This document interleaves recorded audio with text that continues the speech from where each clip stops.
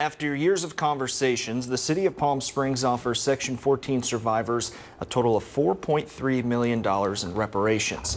Now, the gesture arrives decades after many families were forcibly removed from downtown Palm Springs in the 1950s and 60s, an action the city played a role in. Now, city leaders say the money being offered is an attempt to acknowledge and rectify that time and help surviving families. Well, the offer follows a closed session Palm Springs City Council meeting. However, the $4.3 million being offered is much smaller than what Section 14 survivors were expecting. Our Carmela Karcher joins us live in studio tonight. She has more on the ongoing conversations. Carmela?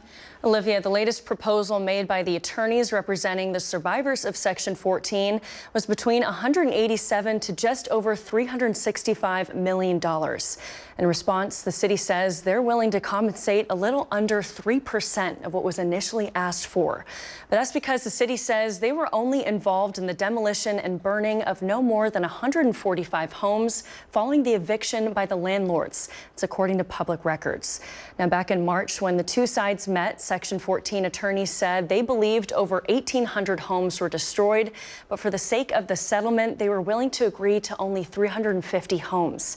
Now at 145, the city says they're willing to pay nearly $30,000 to each household or descendant, but only the ones that have been identified in public records. Now, earlier today, we had the chance to speak with Palm Springs Mayor Jeffrey Bernstein. He says he wants the entire community to heal and come together, but also take extra steps aside from monetary reparations. And we came out with some very strong programmatic efforts that we're going to be doing, including a community land trust, investment in small business, working on a healing center, potentially naming a park, and really continuing talks with the survivors and descendants and the people representing them.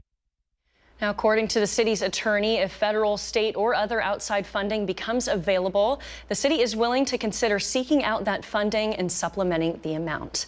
Now, this has been a long time coming for the Section 14 community since they filed their claim against the city in 2022.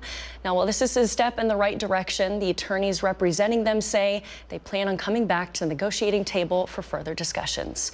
I'm Carmela Karcher. Back to you.